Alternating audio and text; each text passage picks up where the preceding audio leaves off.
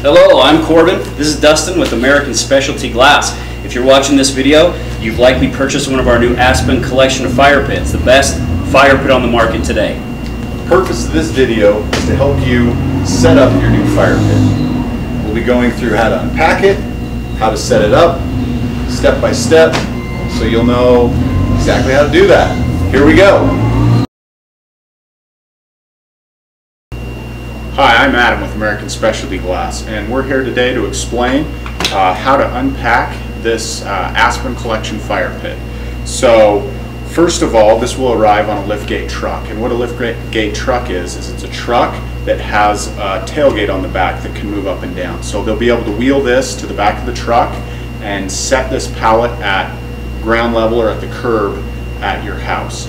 And so from there, you can take that material and load it to your staging area in the backyard or wherever you're going to have this set up. This pit can weigh upwards of 600 pounds depending on which one of the collection you bought. So you're going to need to find a buddy to do this with. We recommend lifting everything as a team, and don't hurt yourself while you're setting this up.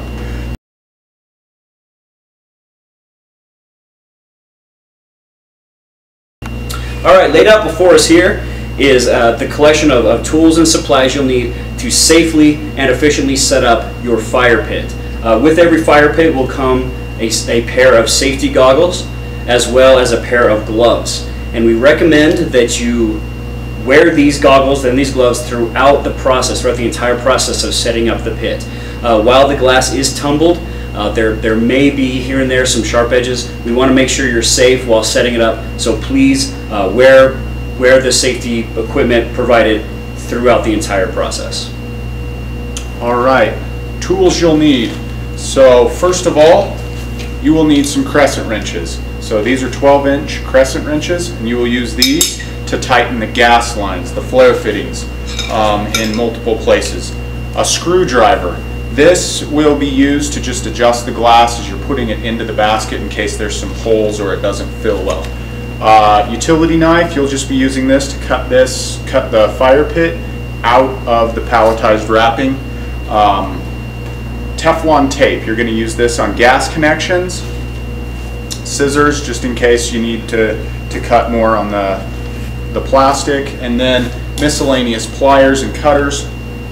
You'll use these to adjust the spark generator and the electrode and some of the other things on the fire pit. So that should about do it for tools. Alright, okay, now we're going to wrap a pallet. Razor knife comes in handy. What you're going to want to do is first cut open the shrink wrap. Pull on it so that you don't cut through and damage the fire pit at all as you're cutting it open. Okay, once that's done, you're just going to pull it off here. Now we also have shrink wrap around the bottom, so you're going to want to cut that off as well. Once that's done,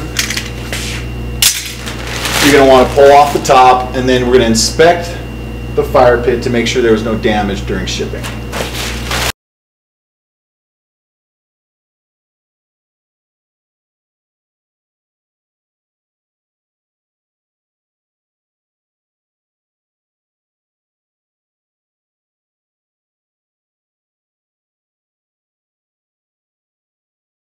Now that we have the sides broken off, we can get the granite top out. We recommend using a piece of cardboard or even plastic that's here to set the granite top on.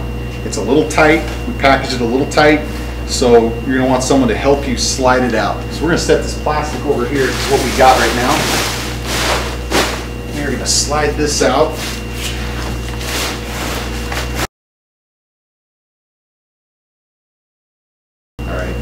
At this point, you're going to want to take the actual base to the fire pit and move it to your staging area where your electrical and your gas line should be run ready to go.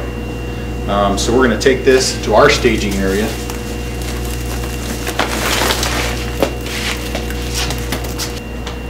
So after removing the fire pit to your staging area, you'll see the glass inserts is going into the fire pit. These bags weigh 50 pounds a piece, so again, you'll want to work with a buddy in moving those over. to your fire pit. So we have the fire pit set in the staging location where we want it to be permanently. We're going to take the fire pan out, set it to the side. We're going to finish taking the plastic off. Now this is where we permanently want it. You should have power and a gas, like a natural gas line, stubbed up inside this area that will connect. If you have a patio that is pre-poured and you don't have a gas or an electrical stub up, then that's what you will use this for, is to run your gas and electric through, or if it's going to a propane tank. So you need a 110 volt GFI plug, GFCI weather rated plug if this is outdoors where it should be. So you can plug that in, and then you're going to connect your gas line. Whether it's propane, if you're a homeowner you can do this yourself. If you're uncomfortable with the connection, please hire a professional to connect the gas with propane. Okay, at this point you're ready to hook your gas line from the gas valve, from your keyed gas valve, to your fire pan. So what you're going to do at this point, there's a flare fitting, and you're going to take that, and you're going to twist that, you're going to put it onto here, you're going to hand tighten, grab the crescent wrenches, you're going to put one on the bottom and one on the top, and then you're going to tighten just enough so it's snug. You don't want to over tighten that.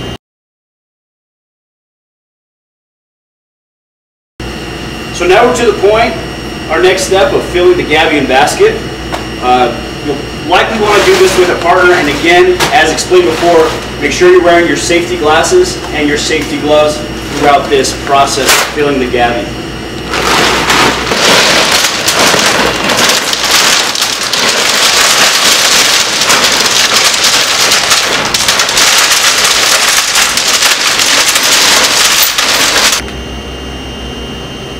While you're filling the gabion with the glass, you want to make sure you put a piece of cardboard or something to protect the igniter over the top of it.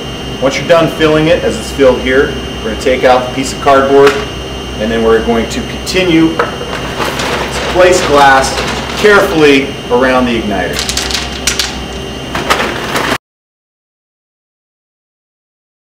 Inside the fire pit, you will find a bag.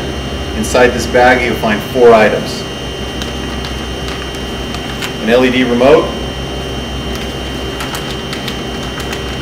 a key to the gas valve, a battery for the igniter switch, and a fitting to connect the gas line to a 1/2-inch gas pipe. Igniter to work, you're going to want to unscrew the cap, place in the battery. It came in the package.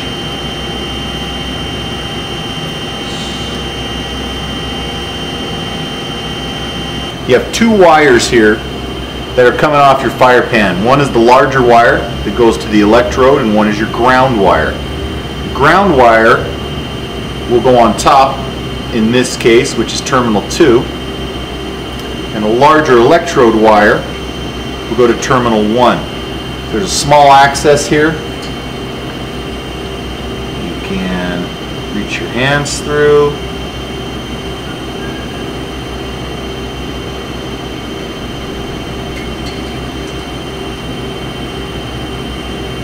You want to make sure that's on there snug so it doesn't come off. And then the ground wire, the smaller wire, terminal 2.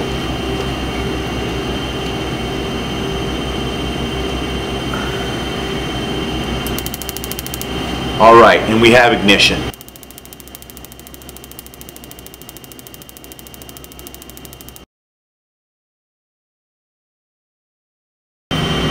Okay, now you have everything hooked up inside of the gabion box, meaning your electrical and your gas hookups done. What you're going to do is you're going to find your buddy, you're going to flip this top over, and you're going to set that in place and flush it up with the sides of the fire pit. And there you go. Now you're ready to start dumping the fire glass in the pan. So at this point, we will proceed with dumping the glass in the pan.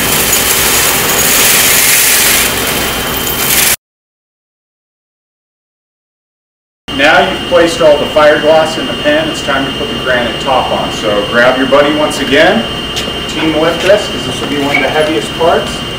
Lift it up, set this on top, just squaring it up to the top of the pan.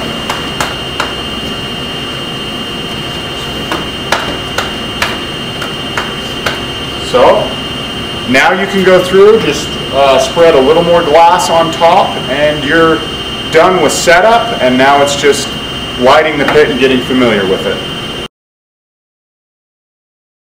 The first step in igniting your fire pit will be to make sure that you have connectivity between your electrodes.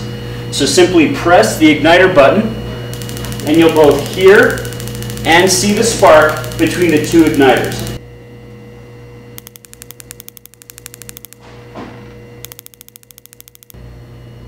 Alright, once you've established that you have connectivity between your electrodes, starting the fire is relatively easy. Just simply push the ignition switch while slowly being the key, slowly turning the key counterclockwise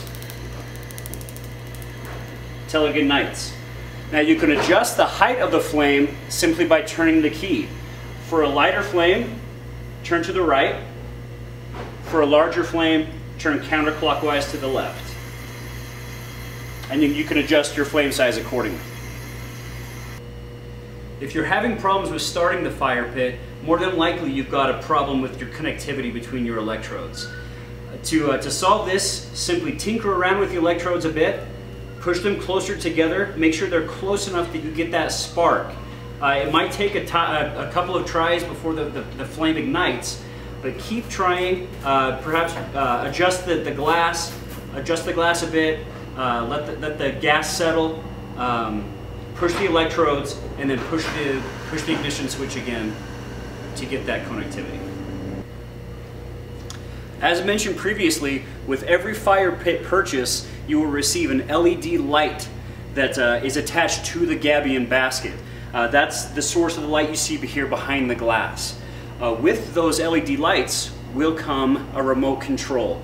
Now this remote control will control the functionality of all of the lights, be it the color, the flash, strobe, fade, smooth, whatever ambiance, whatever mood you're trying to set, this will be your key to creating that.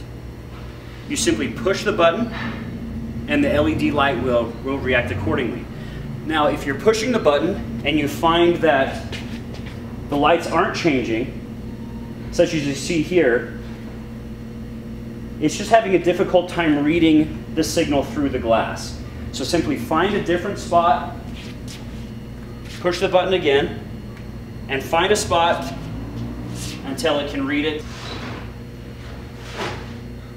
And again, as you can see on the keypad, there are dozens of different colors, dozens of different options. You can adjust brightness, you can turn it on and off here, and you can also choose to do a flash, a strobe, a fade, and a smooth transition between colors. Again, everyone's tastes are going to be different, but this will be the key to getting that, setting that mood, setting that ambiance that you'd like with your fire pit.